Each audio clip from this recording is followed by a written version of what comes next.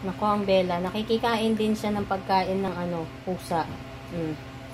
Tapos, uminom ng gatas. Ano naman, pagkain din ng pusa. Okay lang naman din yan kasi cuties yan eh. Tuna flavor. Oh, diba? Parang ano niya si Dexter. Brother. Masyado siyang close. Oh, kulit-kulit din naman niya si Dexter. Oh, hala, sige po.